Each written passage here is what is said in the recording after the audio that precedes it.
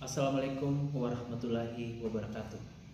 Perkenalkan, nama saya Hamdan Nur Escape Nurse Nkes. Saya adalah salah satu dosen Akademi Keperawatan YPPP Wonomulyo, program studi D3 Keperawatan. Pada kesempatan ini, saya akan menyampaikan pernyataan diri dosen dalam unjuk kerja Tridharma Perguruan Tinggi PDD UKTPT bidang pengajaran pada salah satu mata kuliah yang saya ampuh, yaitu promosi kesehatan. Adapun teknik pengajaran saya menggunakan metode delivery interaction dengan pendekatan problem solving. Delivery. Bagaimana teknik saya menyampaikan perkuliahan kepada mahasiswa? Saya menyampaikan materi dengan menggunakan bahan ajar dan modul praktikum yang telah saya buat bersama dengan tim pengajar mata kuliah program kesehatan dan telah disetujui oleh Ketua Program D3 Keperawatan. Penyampaian materi kepada mahasiswa dengan menggunakan presentasi PowerPoint. Interaction. Bagaimana saya berinteraksi dengan mahasiswa? Metode yang saya gunakan dalam berinteraksi dengan mahasiswa yaitu metode tanya jawab. Setelah saya menyampaikan materi perkuliahan dalam kelas saya membuka sesi tanya jawab dengan memberikan kesempatan kepada mahasiswa bertanya terkait hal-hal yang kurang jelas atau pertanyaan terkait isu terkini yang berkaitan dengan materi. Dan begitupun sebaliknya, sebelum saya memulai materi, saya merefleksikan kembali materi pertemuan lalu agar mahasiswa lebih siap dalam menerima materi perkuliahan selanjutnya, yaitu problem solving, yang dimana bagaimana saya mengajar mahasiswa dengan memunculkan masalah dalam kehidupan sehari-hari dan berdiskusi tentang solusi atau pemecahan masalah tersebut. Teknik penilaian yang saya gunakan yaitu kehadiran dan partisipasi sebesar 10%, tugas individu atau kelompok sebesar 30%, UTS 30%, UAS atau proyeksi akhir 30%.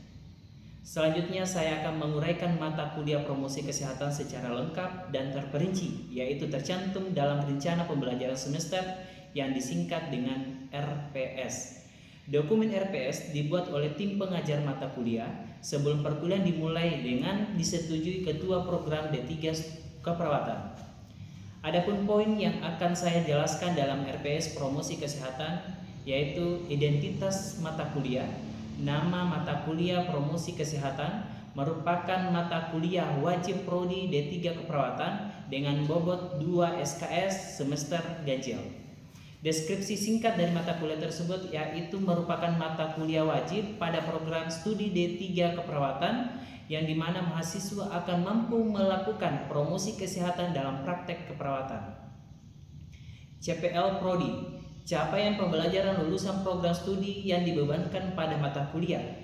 CPL 1 S8 mampu menunjukkan sikap bertanggung jawab atas pekerjaan di bidang keahliannya secara mandiri. CPL 2 P1 mampu menguasai konsep, prinsip, dan teknik tentang keperawatan. CPL 3 KU2 mampu menerapkan PHBS terhadap individu, keluarga, dan masyarakat. CPL 3 KK1 mampu melaksanakan keperawatan untuk meningkatkan pola hidup sehat dan menurunkan angka kesakitan. CPMK, capaian pembelajaran mata kuliah. CPMK 1, mahasiswa mampu menunjukkan sikap bertanggung jawab atas pekerjaan di bidang keahlian promosi kesehatan secara mandiri. CPL 1. CPMK 2, mahasiswa mampu menguasai konsep, prinsip, dan teknik tentang keperawatan khususnya dalam bidang promosi kesehatan. CPL 2. CPMK 3, mahasiswa mampu menerapkan PHBS terhadap individu, keluarga, dan masyarakat terutama dalam bidang promosi kesehatan. CPL 3. CPMK 4, mahasiswa mampu melaksanakan keperawatan untuk meningkatkan pola hidup sehat dan menurunkan angka kesakitan khususnya dalam bidang promosi kesehatan. CPL 4. Demikian yang bisa saya sampaikan. Selamat menyaksikan. Ya, assalamualaikum warahmatullahi wabarakatuh. Waalaikumsalam warahmatullahi wabarakatuh. Semangat. Masih. Nah, ini sudah masuk di jam kedua dan saya melihat ini semuanya luar biasa sekali. Tepuk tangan dulu dong untuk kita semua. Ya. Nah sekarang saya mau tanya, di antara kita ada yang tidak hadir teman-teman? Ada semua. Ada semua ya. Jadi kemarin sakit sudah sembuh ya? Luar biasa sekali. Nah sekarang kita masuk ke materi di pertemuan berikutnya, yakni adalah berkaitan dengan promosi kesehatan. Nah sekarang saya mau tanya nih, ada yang masih mengingat materi sebelumnya? Pertemuan sebelumnya ya, silakan Mak Fira. Pengumpulan data dan teknik penyelesaian masalah. Ya, pengumpulan data dan Teknik penyelesaian penyelesaian permasalahan. Betul sekali. Nah, sekarang kita akan menyangkut dengan permasalahan itu dengan materi yang akan kita bahas hari ini. Nah, tujuan pembelajaran kita hari ini adalah bagaimana mahasiswa mampu menyebutkan, mampu apalagi mampu menyebutkan, mampu mempraktekkan, mampu menganalisis.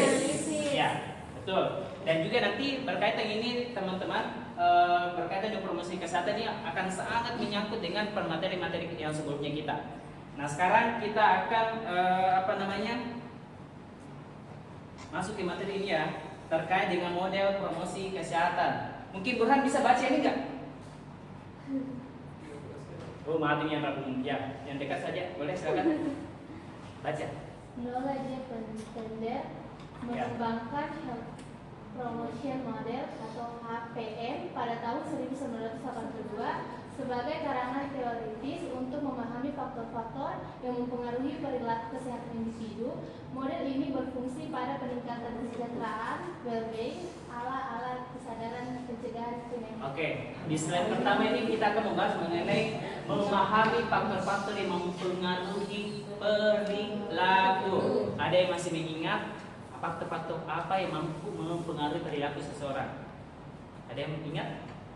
Ada? Nanti. Dan terus adalah adik-adik sekedar pencegahan penyakit. Pertanyaannya adalah, berikan saya contoh 2 cara mencegah penyakit.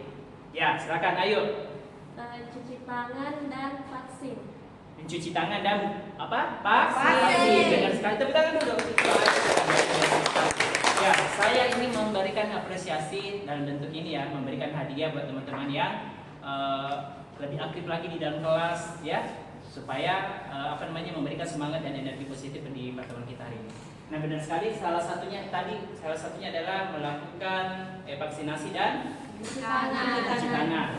Nah, pentingkah seseorang itu cuci tangan? Penting. Kenapa sangat penting? Untuk melakukan pencegahan penyakit. Nah itu semua akan kita bahas nantinya. Nah coba ada yang bisa membacakan tujuan? Siapa? Coba Naila, coba dibaca. Memahami mengapa individu memiliki perilaku sehat, membantu perawat merancang intervensi promosi kesehatan. Oke, benar sekali. Di poin pertama, memahami mengapa individu memilih perilaku sehat. Ada yang tahu individu? Apa itu individu? Diri sendiri. Oke, berarti pribadi atau individu bagaimana dia memilih perilaku hidup sehat. Artinya semua berhak mendapatkan sehat sendiri tanpa harus ada intimidasi dan seterusnya.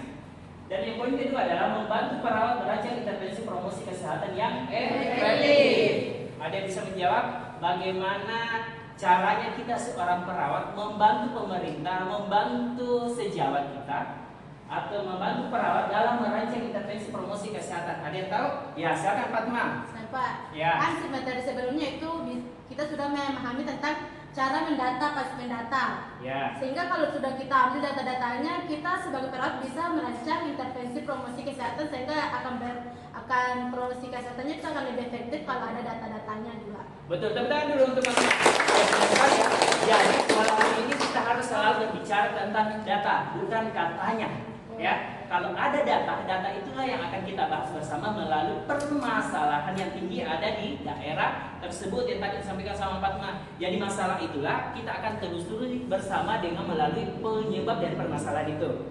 Ada tadi masalah, baru ada penyebab. Terus melihat potensi.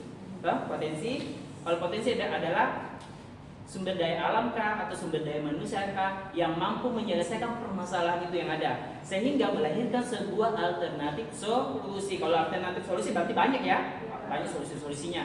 Terus di akhirnya adalah solusi atau ide atau gagasan yang menjadi prioritas untuk ditindaklanjuti dalam menyelesaikan permasalahan. Tidak terlalu cepat nih saya ini ya, cepat ya atau lambat? Tidak. Oke, jadi saya lanjut lagi ya. Ya. Saya lanjut lagi. Nah, coba Aisyah baca. Karakteristik individu dan pengalaman, ada faktor demografi, ada usia, jenis kelamin, dan pendidikan. Oke, kenapa sangat penting sekali faktor demografi, baik usia, jenis kelamin, pendidikan? Nah, sekarang saya mau tanya mengenai usia. Kalau usia berarti ada anak-anak, ada lagi remaja, dewasa, lansia. Why? Kenapa usia itu sangat penting berkaitan dengan kesehatan? Ada yang bisa jawab? Ya, silakan Fatma. Usia itu Pak berpengaruh tentang kepada kesehatan. Begitu lansia Pak akan ada komplikasi kesehatan, sehingga lansia biasanya itu lebih banyak penyakitnya Pak. Ya. Anak-anak itu juga biasanya terkena penyakit, apalagi kalau udah vaksin orang tuanya gampang itu kena penyakit Pak. Ya, betul. Jadi yang sangat rentan itu ada pada anak-anak dan juga lansia. Kalau anak-anak berarti daya tahan tubuhnya masih lemah. Kalau lansia berarti daya tahan tubuhnya juga menurun. Jadi usia sangat menentukan juga status kesehatan seseorang. Jenis kelamin, ada yang bisa? Hormon laki-laki dan perempuan berbeda. Ya, hormonnya juga lebih banyak menjadi sebagai pembanding. Berarti hormonnya perempuan ini menjadi lebih banyak yang berisiko. Ketimbang laki-laki juga itu sebenarnya tergantung dari jenis pekerjaannya dan seterusnya. Oke, lanjut pendidikan. Ada yang bisa jawab? Kenapa pendidikan sangat mempengaruhi status kesehatan seseorang? Ada yang bisa jawab? Ya, Aisyah silakan. Karena semakin tinggi pendidikan seseorang tersebut lebih mampu menjaga kebersihannya sendiri. Oke, benar sekali. Tepuk tangan dulu untuk Aisyah. Berarti semakin tinggi pendidikan seseorang, semakin ia mampu menangani menyelesaikan permasalahan kesehatannya sendiri. Bagaimana kalau yang, mohon maaf, kalau pendidikannya agak di bawah? Ada yang bisa? Ya, silakan. Itu yang pendidikannya agak di bawah Pak, rendah Pak. Biasanya itu Ya. salah satu sasaran utamanya promosi kesehatan. Karena Ya. dengan promosi kesehatan bisa melakukan promosi itu Pak di lingkungan-lingkungan yang rendah itu Pak, sehingga akan lebih memahami tentang cara melindungi dirinya sendiri dengan Ya. adanya itu promosi. Ya, betul. Tepuk tangan dulu untuk Pak Suman, Aisyah dan semuanya. Jadi peranannya kita ini sebagai perawat adalah bagaimana menyelesaikan permasalahan yang ada, baik pendidikan yang tinggi maupun pendidikan yang rendah, adalah sebagai objeknya kita sebagai perawat untuk menyelesaikan permasalahan dengan melalui pencegahan. Salah satu bentuk pencegahannya adalah PHBS. Apa itu kepanjangan PHBS? Perilaku. Angkat tangan. Siapa? Coba katakan siapa? Apa kepanjangannya PHBS? Saya Ya. perilaku hidup sehat dan bersih. Ya, perilaku hidup bersih dan sehat. Sekali. Ya, tidak apa-apa. Inilah artinya proses kita belajar. Oke, lanjut. Pengalaman sebelumnya dengan perilaku kesehatan, artinya dengan pengalamannya kita, misalnya kita sudah jatuh, kita akhirnya menjadi sadar bahwa kita tidak akan lagi jatuh ke lubang yang sama. Benar sekali.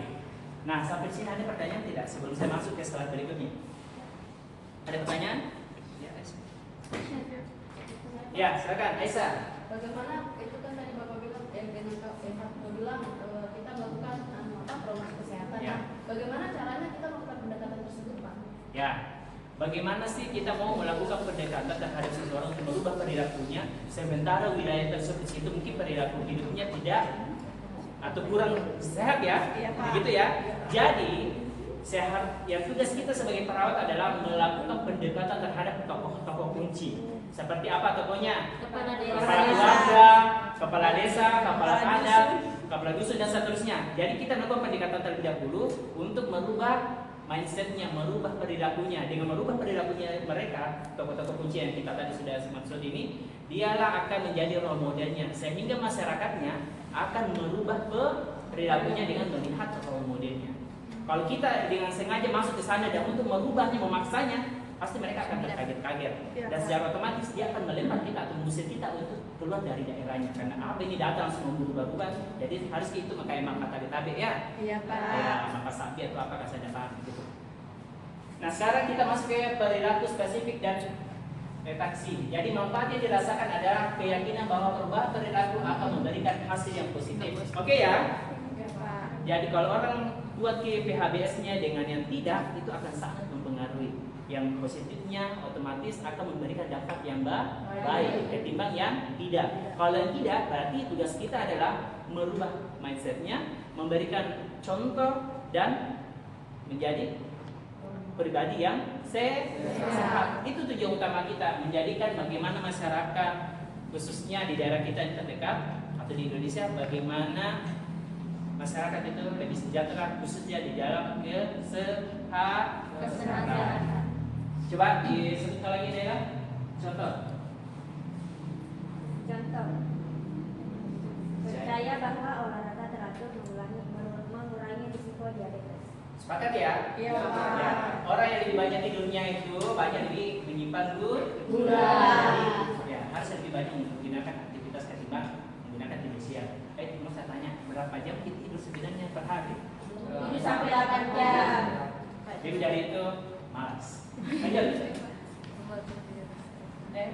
Hambatan yang dirasakan, tantangan dalam menerapkan perilaku sehat. Ya. Contohnya, Lanjut.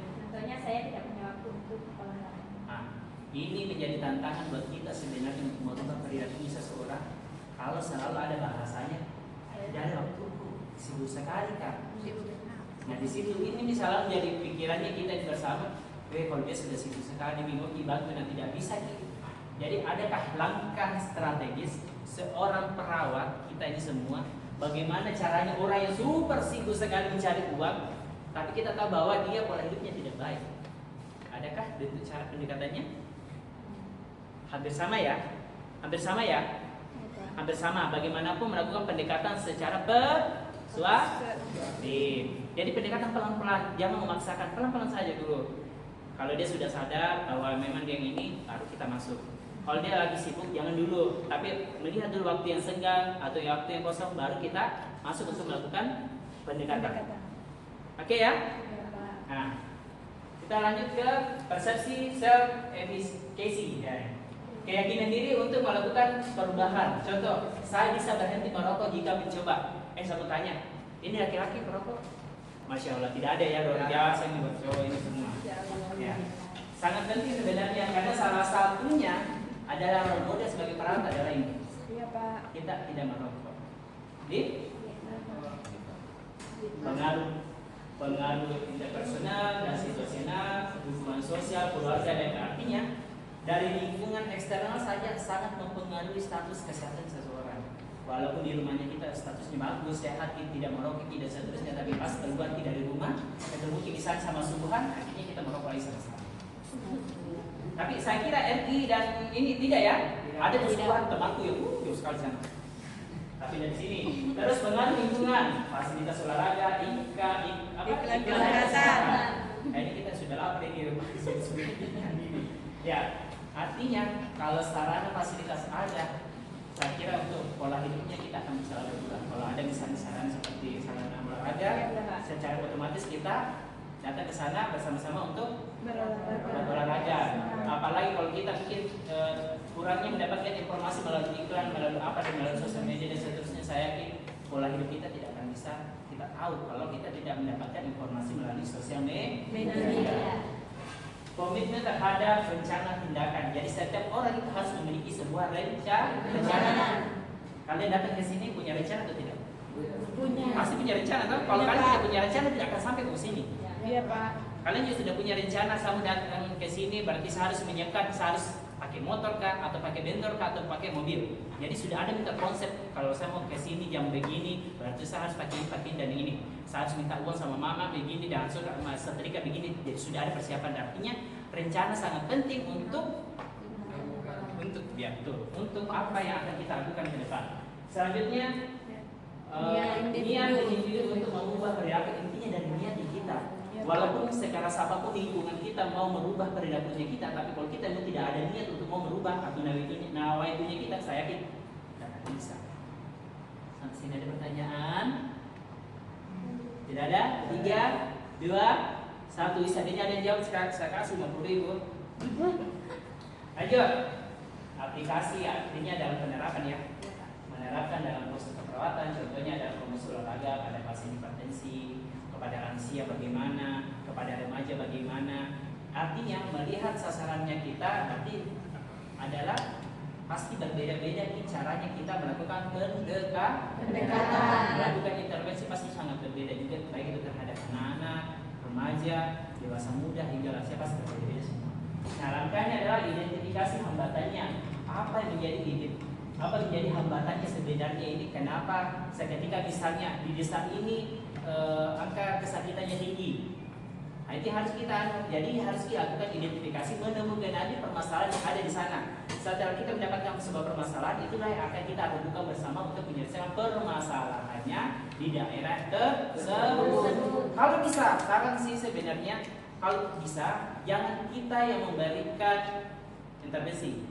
Kalau bisa jangan kita yang memberikan solusi, tapi bagaimana mereka yang secara bersama untuk menyelesaikan permasalahan itu dengan melahirkan solusi. Jadi mereka sendirilah di daerah itu yang menemukan masalahnya dan menyelesaikan permasalahannya dalam tindakan-tindakan apa yang harus dilakukan. Kita hanya sebatas memfasilitasi. Tingkatkan self-efficacy. Coba, Keki bisa mulai dengan jalan kaki 10 menit per hari. Artinya adalah hal yang terkecil saja kita harus melakukan dari sekeliling kita atau yang terdekat dari kita. Lanjut adalah berikan dukungan sosial, baik itu kelompok olahraga, di puskesmas dan seterusnya. Ada sih di sekeliling kita, Pak Ustaz ada aktivitasnya kehidupan sehari-hari. Tapi jangan sekali diberikan apresiasi atau penghargaan sehingga dia akan berubah pola hidupnya. Contoh, misalnya Ergi ini sebelumnya kalau dia mau buang air besar biasanya di ledeng karena tidak ada WC. Oke? Misal begitu. Seketika kalian datang, kalian membantu Ergi. Jadi bagaimana sih memiliki WC yang sehat? Kalian membantunya, kalian fasilitasi hingga akhirnya ada di WC-nya.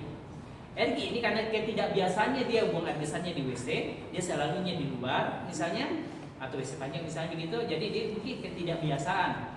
Tapi kita harus selalu memberikan motivasi, memberikan dorongan dan seterusnya hingga akhirnya Ergi mencoba ceritanya buang air besar di sana.